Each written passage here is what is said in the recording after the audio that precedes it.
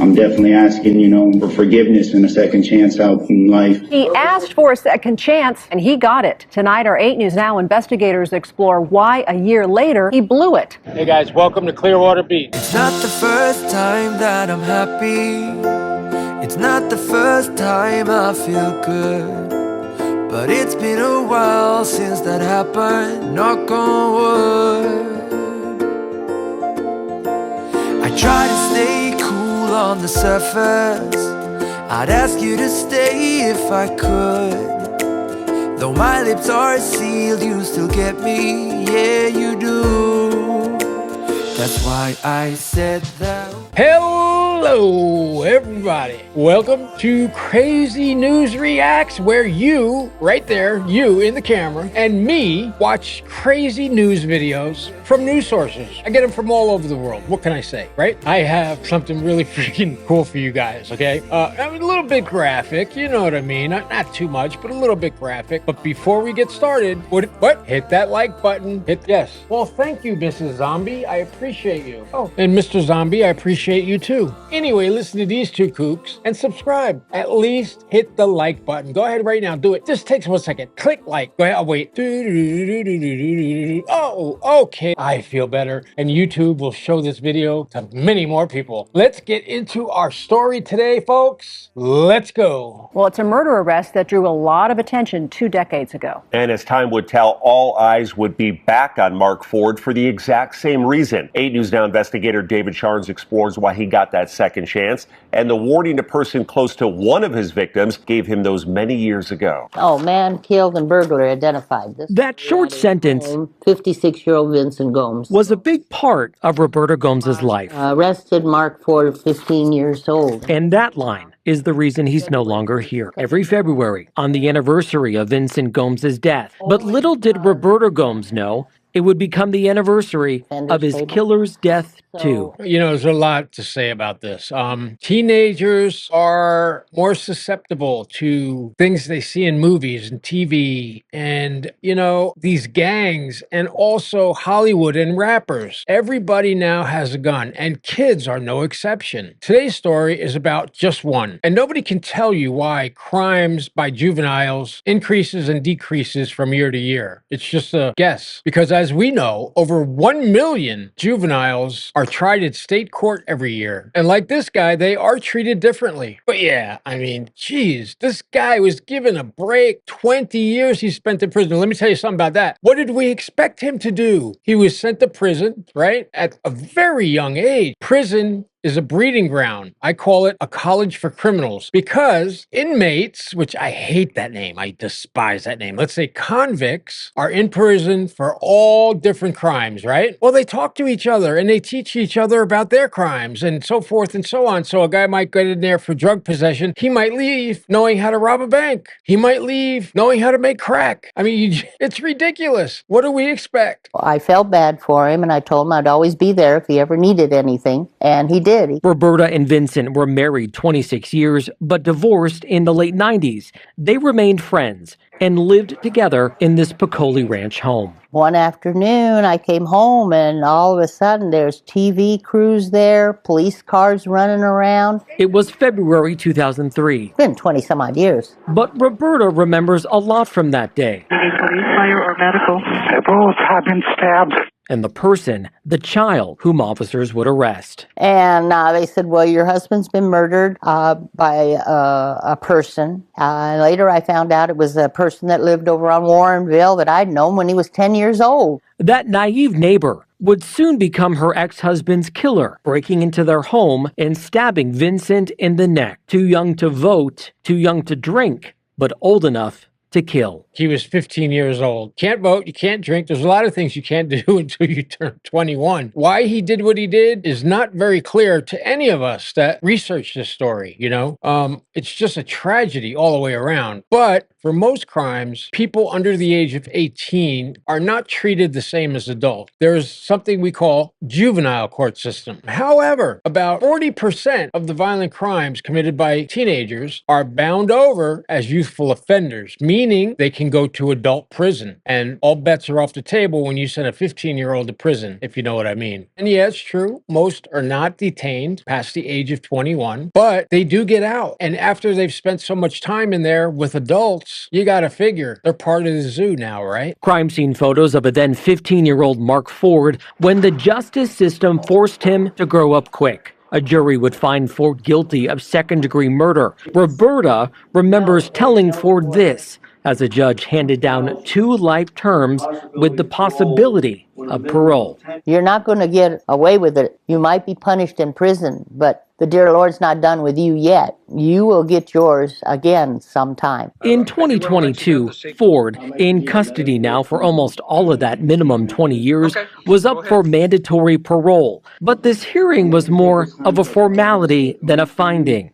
2 laws the legislature passed in Ford's 2 decades in prison are making that second chance a closer reality. In 2009, Assembly Bill 474 retroactively granted offenders under the age of 16 mandatory parole if certain requirements like education and job training are completed. And in 2015, Assembly Bill 267 retroactively granted offenders under the age of 18 mandatory parole after serving 20 years in crimes resulting in death. The second followed 2 U.S. Supreme Court rulings, which also retroactively removed life sentences without parole for children. Now, look, you guys know I have strong feelings on this, right? I mean, I hear it all the time in the comments, you know? But let's just be human beings for a minute, okay? You have kids under the age of 18 murdering people. First reaction is lock them up, never let them out. Well, the Supreme Court says you can't do that, right? You can only sentence them to 20 years, and then they have the option of parole. In this case, it's mandatory parole in that state. But, you know, we have to understand that the human brain is not fully developed until the age of 25 to 27. So this kid was 15. Now, I'm not making excuses for him. I'm really not. But we know how teenagers are, right? We were all one once upon a time.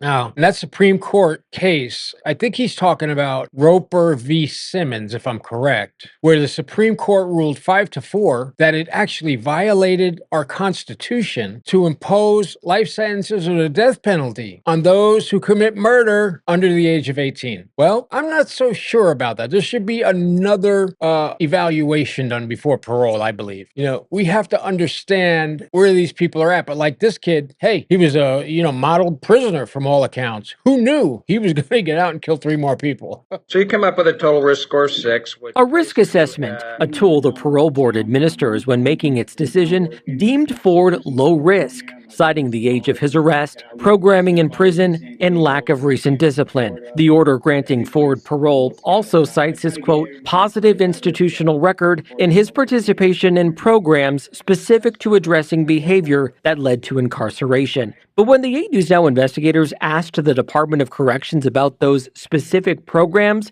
we were directed only to the document. I have had 20 years to reflect on my actions that day. 20 years to the day Ford killed Vincent Gomes, and Doc released the now 35-year-old man to begin that second chance. Let's talk about programs, because it is an important thing, and the Department of Corrections constantly pushes on us. All the programs the inmates have, and a lot of us out here bitch, oh my God, they have weights and basketballs? I mean, Jesus, my kids don't even have that. Well, when you put a bunch of people in prison, you'd rather them work out and take all the anxiety and stress off of them by working out than, attacking a guard or another inmate. That's why they provide those things. It's not just to make them feel good. It's to allow them to get rid of a stressor, right? Now, programs in prison are bullshit. I'm sorry. Maybe there are some states in our union where they do have good programs. Mostly they have no programs. But if they do, they'll have a pre-release course, which you take 6 months before you get out, teaching you how to open a bank account, it's crazy shit, how to to file taxes, stuff like that. They also have anger management groups. Well, you got 1,000 guys in a prison. You have to be violent. You're in prison, right? So the two don't even come together. They butt heads. You can't have an anger management class in prison because it's all, sugar canes. It's bullshit. They do have GED most places, and in some jurisdictions, they offer free college classes, as the local colleges will come in and teach these people so that when they get out, they have some type of brain. They also have trades. You can learn how to fix a car. They have body shops. They have welding. They make license plates. They don't give a shit whether it's freaking anger management or drug abuse, right? Nobody gives a shit about that. They're in prison. They are being hounded every day by corrections officers, beaten, killed, starved, raped. Come on. Metro Police say a man accused of shooting and killing 2 people within 5 days has died by suicide. But within a year, Mark Ford was dead. On February 20th, Ford shot and killed 26-year-old Jessica Russo in the home they shared. And less than a week later, on February 25th, Ford shot and killed 44-year-old John Dorodiak outside this Dottie's. Ford then shot a third person who survived before taking his own life. And it's heartbreaking. Preston Shipp is a former prosecutor who's now with the Campaign for the Fair Sentencing of Youth, a group that advocated for changes in Nevada law. What responsibility does the parole board have in making sure someone like Mark Ford has the education, has the skills, and has the mindset to not reoffend once he's back out in the world? Parole boards are taking it very seriously. Your boy has to call bullshit, okay? Parole boards don't take shit seriously. It's a job like everybody else. They go in, they do their 8 to 10 hours, and they go home. They guess. Okay, this guy might not reoffend, this guy will. Let's send him back for a year, but we'll let this one out. It's a shuffle, It's like Monopoly board. You don't know where you're going to land. Most of the people who work in prisons are lowbrow. Believe me, all right? These are people who can't make it in police forces, paramedic, for whatever reasons, but somehow they're allowed to go into the prisons and God knows what they do, right? Now look, kids who kill, who are under the age of 18, have a 1% recidivism rate, which is really good. So 1 out of 100 will mess up when he gets out and go right back to prison. Whereas it's up to like 30 or 40% for adults. The future would show Mark Ford would be unlikely to do it again. And several studies the 8 News Now investigators reviewed show the longer a younger person spends in prison and the more access they have to programming, the more likely they can successfully reintegrate once released. And I said, who is this calling or something like this, or who is this? Soon after, we called Gomes, telling her not only Ford was dead, And you had no idea that he was even out of prison? No. but that he was even out of prison. Gomes said she was told the parole board would alert her to his release, but they never did. All these years later, she says Ford got a greater punishment. To me, 21 years later, I was sort of shocked, but then I said, well, the dear Lord, I guess, did what he said he was going to do. The good Lord, look, I can assure you, the good Lord doesn't exist, but if he did, he'd be way too busy with the 8 billion people on the planet and to worry about one kid. Absolutely ridiculous. I don't care how many studies you do, you're never going to be able to guess because you can't read minds, right? And as for these programs, they keep talking about them. Department of Corrections has dropped corrections. It really has. There is no correction. You go in there and you end up leaving a hardened felon. And when you get out, nobody wants to give you a job because you have a felony. What are you going to do? It's a rotunda, it's one of those doors that go like this, forget what they call them things, but circular doors. And yeah, they are supposed to notify the victims when these guys are getting out. However, that's not realistic. We're talking about someone who's been away for 20 years. The people who made those promises years ago, before computers, when computers came, there was no record. There's no record of it. So now they do. But back then, no. We asked to interview the parole board about what goes into these mandatory decisions like Mark Ford's, and instead, a spokesperson told us no commissioner was available at any time. Remember, these are taxpayer-funded positions that work for the good of all of us. We also asked the governor's office for comment, since it is the governor who appoints commissioners to the parole board. Out of the 7 commissioners on the board right now, Governor Joe Lombardo has appointed 1. He's only been in office for a year, and we did not get a response from the governor about this either. David, thank you. Now, since Vincent Gomes' death, lawmakers enacted and voters approved Marsy's Law, which requires the state inform victims when an offender is released from custody. But we've learned victims have to sign up for that service to get notified. Our 8 News Now investigators attempted to reach Ford's family ahead of this story and did not receive a response. One of the things I hated when I was a reporter was having to constantly spew out this line, oh, we're the taxpayers and we should know. Come on, really? What world are we living in? They don't give a who you are, or whether you're a taxpayer, whether you pay their salaries. Say it to a cop sometimes that pulls me over. Say, hey, I pay your salary. Watch what he says to you. Nobody cares about that. And look, the reporters tried to contact the prison and the family for comment. Nobody's available. They're all so busy. Yeah, can't take 10 minutes to get on the phone with a reporter. Bullshit. The reason why they don't have anything to say is because there's nothing good they can say. And anything they do can be thrown in a pot and mixed up with a bunch of bullshit and then brought back out and read, and it'd be a totally different thing. Especially in the media, we learned very early on to twist things, make them more dramatic. Because the more dramatic, the more violent, the more papers sell. That's just the facts, folks. Governor